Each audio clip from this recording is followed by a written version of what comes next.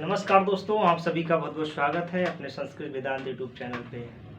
तो जल्दी से जल्दी आप इस लिंक को अपने मित्रों के लिए शेयर कीजिए और सभी दोस्तों के लिए लाइक करवाइए और शेयर करवाइए, जिससे कि सभी के लिए इसका बेहद लाभ मिले। क्योंकि परीक्षाएं जो लगी हुई हैं, आप समझ रहे हैं, उन परीक्षाओं में आपको सफलता पानी है और अच्छा मार्किंग लाना है तो आपको हिंदी तो पढ़ना ही पड़ेगा। किसी भी परीक्षा में आप देख रहे हैं, चाहे लेखपाल हो, चाहे आपकी आरओ वाली हो, चाहे आपकी एसआई वाली हो, चाहे यूपी कांस्टेबल हो या यूपी टेट हो या सीटेट हो, इन विभिन्न परीक्षाओं में जो प्रश्न पूछे जाते हैं वो हिंदी से रिलेटेड जरूर रहते हैं। इसलिए ये आपको देखते हुए एकदम जीरो से हीरो करके एक बैच हमने जो प्रारंभ किया है, इसमें आपको रेगुलर हमारी क्लासेस मिलती रहेंगी। आप ये समझ लीजिए, अगर आप इन सारी क्लासेसों को अगर पूर्ण रूप से पढ़ लेते तो आपकी हिंदी एकदम एग्जैक्ट अच्छी हो जाएगी। कहीं से भी कुछ ना छोड़ेंगे, चाहे भले ही कितनी भी सारी वीडियो बने, चाहे भले ही हमारा कितना ही लंबित बैच जाए, पर ये हमने जो उद्देश्य किया है, हमने ये जो हमारे मन में जो विचार आया और वो हम पूर्ण करके रहेंगे। जो नियम है बिल्कुल नियम से बंधे हुए हैं, आपको बिल्कुल पूरा प्रोवाइड कराएंगे सारी क्लासेस। जिन कैंडिडेटों ने अभी तक हमारी अगर पिछली क्लासेस नहीं देखी हैं तो वो हमारी प्लेलिस्ट पे जाके देख सकते हैं। तो चलिए हम प्रारंभ करते हैं अपना हिंदी में। और हिंदी में हमने सबसे पहले जो हमारी वर्णमाला हो गई थी, उसके बाद हमने संधि प्रारंभ करी है। और उस संधि में जो हमारे तीन मुख्य हमारी कितनी संधियाँ थी, तीन संधियाँ थी, अर्थात हमारी स्वर संधि थी और व्यंजन संधि थी, विसर्ग संधि थी। उसके बाद जो स्वर संधि थी, उस स्वर संधि के अंतर्गत हम चल रहे थे। तो स्वर संधि का एकदम मोटा मोटा फार्मूला था कि यदि स्वर के बाद कोई स्वर आ जाए तो स्वर संधि हो जाती है। तो अब इसमें यह है कि हर नियम में अलग अलग फॉलो हो रहा है। कहीं पे असमान स्वर आ जाते हैं लेकिन होते स्वर ही हैं, और कहीं पर क्या होता है कि उसी के समान आते हैं, कोई असमान स्वर आते हैं, तो और कहीं कहीं पर उनमें परिवर्तन होता है। तो संधि का तात्पर्य ही क्या था कि संधि में जो वर्ण होते हैं, उन वर्णों में जो विकार उत्पन्न होता है, उन्हीं का जो मेल होता है, उसी को हम संधि कहते हैं। दोस्तों, संधि तो कई प्रकार की होती है। आज हम साहित्य में पढ़ रहे हैं तो यहाँ पे संधि देख लेते हैं। अगर राष्ट्रीय अंतर्राष्ट्रीय पे देखेंगे तो एक दूसरे का जो हाथ मिलाया जाता है, वो भी तो दोस्ती करना भी संधि होती है। संधि देखेंगे तो आप यहाँ पे देख लेते हैं, ये भी एक संधि है जो हमारे एक दूसरे से जुड़ा हुआ है। घुटनों में देखेंगे, यहाँ पे भी एक संधि है। तो संधि के तो विभिन्न रूप आपको मिल जाएंगे। लेकिन अगर हम बात साहित्य की करते हैं तो साहित्य में हम अपने व्याकरण में देखते हैं तो आपको यहाँ पर वर्णों में संधि आपको देखने को मिलती है। तो सबसे पहला क्वेश्चन हमारा यही बनता है कि संधि जो होती है किन के बीच में होती है। तो आपका ऑप्शन क्या रहना चाहिए, संधि जो होती है वो वर्णों के मेल में होती है। तो हमने सबसे पहले जो प्रारंभ किया था, यानी कि दीर्घ स्वर दीर्घ संधि हुई थी। स्वर दीर्घ संधि को हमने बताया था, गुण के लिए बताया था, एड़ बता दिया था, वृद्धि भी बता दिया था। उसके बाद आज नियम हमारा 4 है, यानी कि इस 5वां नंबर हमारा आया है स्वर संधि के। उस स्वर संधि के अगर भेद पूछा जाता है तो 5 भेद माने जाते हैं, ठीक है। लेकिन संस्कृत में ऐसा नहीं, संस्कृत में हमारे स्वर में 8 भी भेद चले जाते हैं, ठीक है। तो अब अयादि संधि क्या कहती है दोस्तों?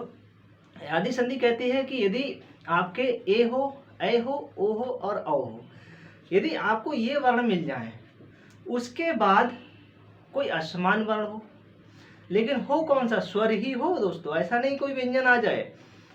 क्योंकि अभी मैं व्यंजन भी प्रारंभ करूंगा तब समझाऊंगा आपकी। कोई बात चल रही थी स्वर की, तो स्वर में ये नियम कहा गया था कि स्वर और स्वर का ही मेल होना चाहिए। लेकिन अब वो किस योग में होगा, कभी असमान में होगा, कभी समान में होगा। लेकिन यहाँ पे कहा गया कि जो हमारे वर्ण हैं ए, ऐ, ओ और औ, ये 4 वर्ण हैं, इनके बाद में कोई असमान वर्ण आ जाए तो उस असमान वर्ण आने पर हम जो प्रतिक्रिया करेंगे वो किन वर्णों में करेंगे, इन्हीं में करेंगे, ए, ऐ में। तो अब इनके स्थान पे हमें क्या लाना है, बस ये देखना था।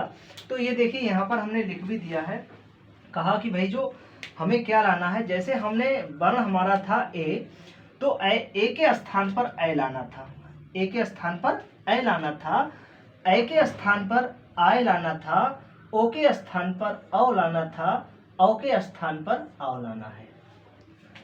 ये सारी जो क्रियाएं होंगी, जो सबसे पहला हमारा जो हम आपको संधि करेंगे, संधि किस तरीके से करेंगे, यानी कि प्रथम होगा पूर्व, एक उत्तर होगा।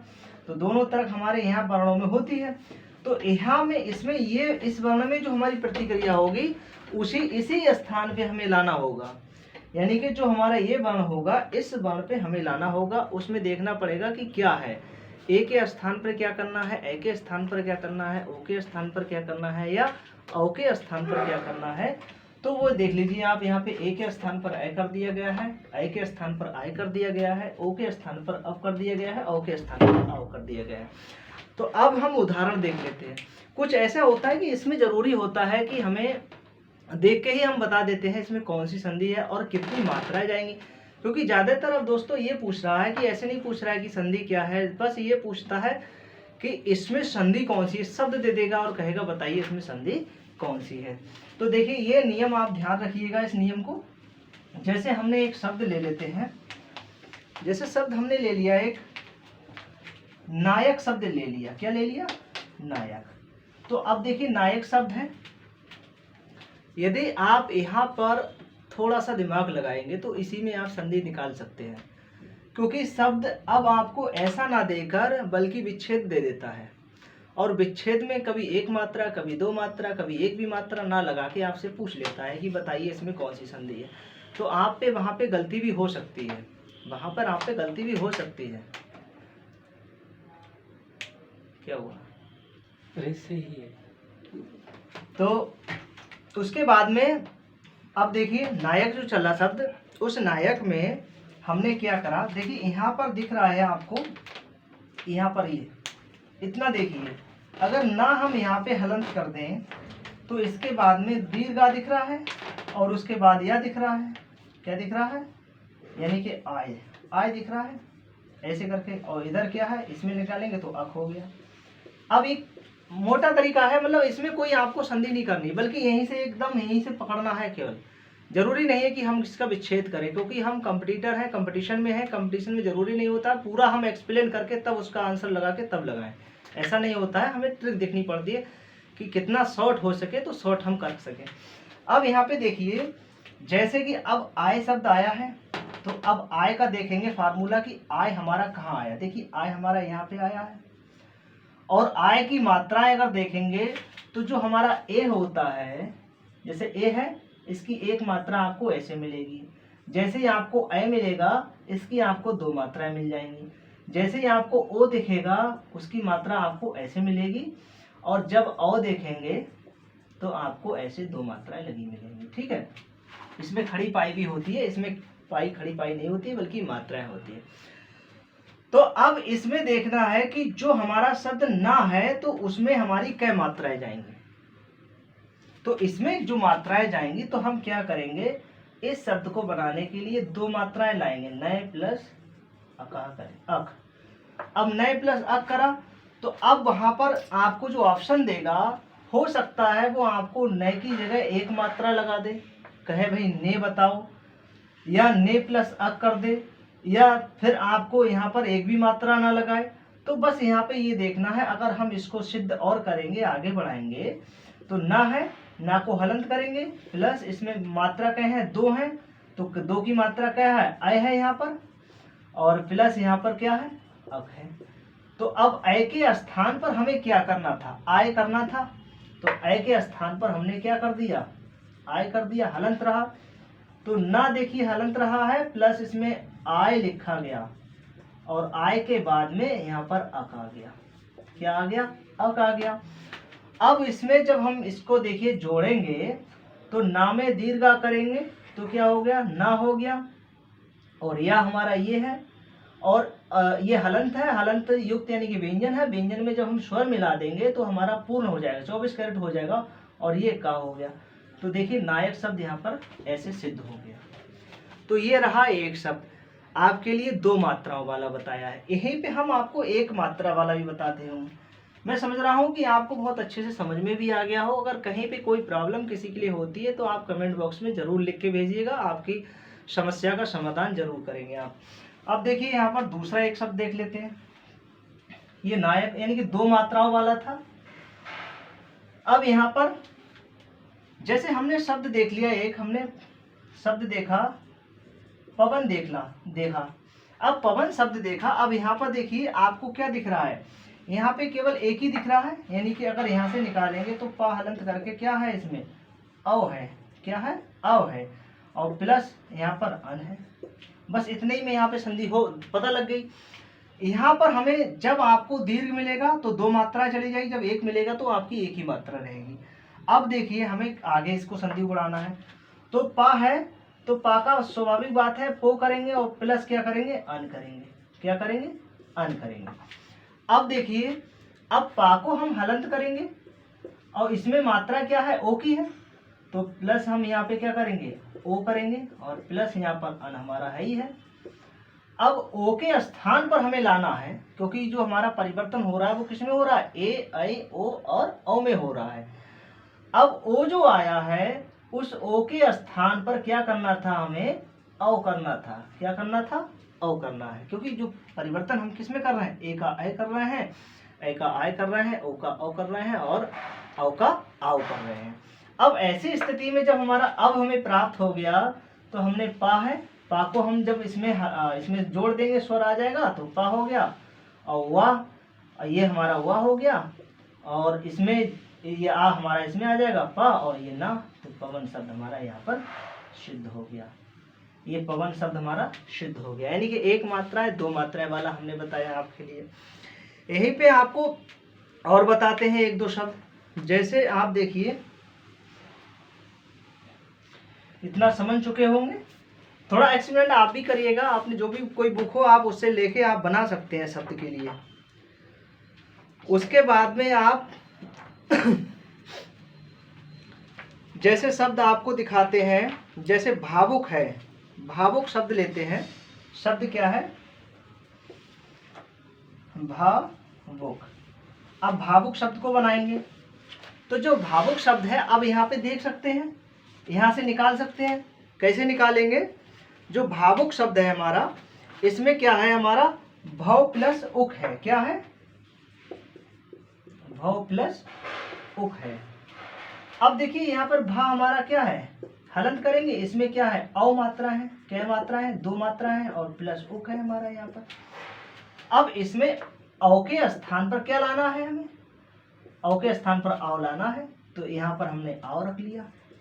और उसके बाद में भा हमारा हलंत वाला था, इसको हम पूरा कर देंगे, आओ इसमें मिला देंगे, तो क्या हो जाएगा, ऐसे करके पहले लिख लो, भव प्लस आओ हलंत रहेगा और प्लस उक। ठीक, उसके बाद में हम इसको जोड़ देंगे। तो जोड़ेंगे कैसे, जब हमारा भा है, भा में हमारा दीर्घ आ जाएगा तो भा हो गया, वाह रहा और ये ऊ हमारा इसमें चला जाएगा और का आ गया। तो ये भावुक शब्द हमारा ऐसे संपन्न हो गया। यानी कि यहाँ पे हमने औ की बात करी है। तो औ की बात हो गई। भावुक शब्द आप नोट कर लीजिए। आप नोट्स बना रहे हैं तो नोट्स भी बना लीजिए। आप धीरे धीरे सब बनाते चले जाएंगे। सारे वीडियो में आप नोट्स भी बनाएंगे तो आपकी हिंदी वैसे ही आप जब भी कभी देखना है तो बस एक नज़र में देखते चले जाएंगे परीक्षा के समय। उसके बाद में आपको एक ओ वाला और बताते हैं।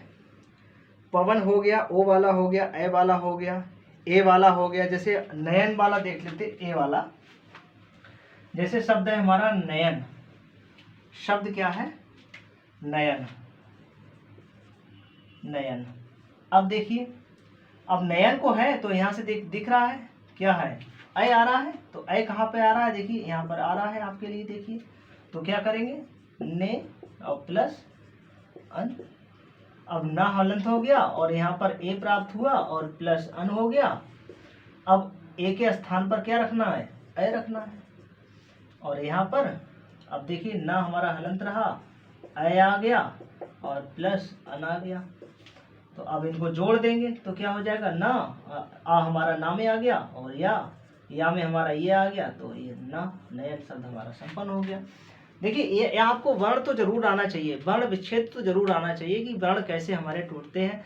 कहीं ऐसा ना हो कि वर्ण में हमारी मात्रा पहले चली जाए या बाद में रहे। तो वर्ण पे भी हम एक बार चर्चा बनाएंगे, एक वीडियो वर्ण पे भी बना देंगे कि वर्ण देखिए कैसे करके तोड़ते हैं। उसके बाद हमारी अयादि संधि यहाँ पे संपन्न होती है। किसी को भी अगर कहीं इसमें अगर कोई समस्या उत्पन्न हो रही है, कहीं शब्द में समझ में नहीं आ रहा है तो बता सकता है। नियम वही है कि ए और ऐ, ओ और औ के बाद कोई असमान स्वर हो। स्वर कोई सा भी हो सकता है, कोई जरूरी नहीं है कि आपका बस आ ही दिखे, ऊ ही दिखे, ऐसा नहीं है। कोई सा भी स्वर हो सकता है, बट उसमें आपको ये ए के स्थान पर आय करना है और ऐ के स्थान पर आय करना है, ओ के स्थान पर अव करना है और औ के स्थान पर आव करना है। तो यहाँ पर हमारी अयादि संधि जो है वो संपन्न होती है। इसके बाद आज हम सबसे पहला नियम स्टार्ट कर देते हैं, उसके बाद देखते हैं। व्यंजन संधि पे। स्वर संधि आज हमारे यहाँ पे संपन्न होती है और हम व्यंजन संधि में चलते हैं। दूसरे नंबर की संधि हमारी थी व्यंजन। क्या थी? दूसरे नंबर की संधि थी हमारी व्यंजन। तो सबसे पहले समझ लीजिए अब व्यंजन क्या है। जैसे अब अभी तक हमने केवल स्वरों में बात करी थी, तो स्वर में क्या था दोस्तों कि स्वर मिल रहा था और प्लस उसके बाद भी स्वर मिल रहा था। ठीक है, जब संधि कर रहे थे इस तरीके से संधि विच्छेद, तो दोनों में आपको क्या दिखाई दे रहा था? स्वर ही स्वर दिखाई दे रहा था। यानी कि स्वर मिलेगा उसके बाद भी आपको स्वर मिलेगा, वो बात अलग है। किसी में आपको असमान स्वर मिला, किसी में आपको समान स्वर मिल गया, किसी स्वर को आपने परिवर्तन कर दिया, कहीं कुछ कर दिया। तो वह आपकी बात हुई थी आपकी स्वर संधि में। उसके बाद जब हम व्यंजन में बात करेंगे तो व्यंजन में आपको क्या मिलेगा? आपको एक तो व्यंजन मिलेगा। क्या मिलेगा? व्यंजन मिलेगा। और व्यंजन के बाद जब हम करेंगे इधर, तो इधर आपको व्यंजन भी मिलेगा। क्या मिलेगा? व्यंजन होगा और प्लस यहाँ पे आपको स्वर भी मिल जाएगा कोई। ये नियम आपको यहाँ देखना है। ये नियम आपको यहाँ देखना है कि व्यंजन में क्या मिलेगा? आपको एक तो व्यंजन मिलेगा और उस व्यंजन के बाद आपको व्यंजन भी मिलेगा और प्लस स्वर भी मिलेगा। तो ऐसे में आपकी ये दो चीज़ें आपको ध्यान रखना है, क्योंकि जब शब्द हम विच्छेद करते हैं तो वहाँ पे ऐसा भी पूछ लेता है कि ये कौन सी संधि का शब्द है, कि स्वर का है, कि व्यंजन का है, कि विसर्ग का है। तो इस पे विशेष आपको ध्यान देना है। ठीक है, ये एक मोटा फार्मूला है, इसको एकदम 80% आप समझ सकते हैं कि हाँ इसको ऐसे निकाल सकते हैं, लेकिन कोशिश यही करना है कि हमें किस संधि में कैसे करके जाना है और कैसे उसकी पहचान करनी है। तो सबसे पहले हम एक नियम जानते हैं व्यंजन संधि में। व्यंजन संधि में नियम, सबसे पहला नियम देखते हैं। पहला नियम क्या है? पहला नियम कहा है कि यदि आपका का हो, चा हो, टा हो, ता हो और पा हो, ये देखो आपके वर्ग के वर्ण हैं। ये आपके क्या है? ये आपके वर्ग के वर्ण हैं। आप देख लीजिए, जैसे का है का वर्ग हो गया, चा है चा वर्ग हो गया, टा है टा वर्ग हो गया, ता है ता वर्ग हो गया और पा है तो पा वर्ग हो गया। अब इसमें क्या कहा कि इसके बाद आपको जब ये हो, उसके बाद में आपको वर्ग का क्या मिल जाए? वर्ग का तीसरा हो, वर्ग का चौथा हो। क्या हो? चौथा, वर्ग का चौथा हो और प्लस इसमें आपके या व र ला, ये वर्ण आपको अगर मिल जाते हैं तो इन वर्णों में उसी वर्ग का तीसरा वर्ण कर देते हैं। उसी वर्ग का तीसरा वर्ण कर देते हैं। सबसे पहला नियम हम स्टार्ट करते हैं व्यंजन संधि में।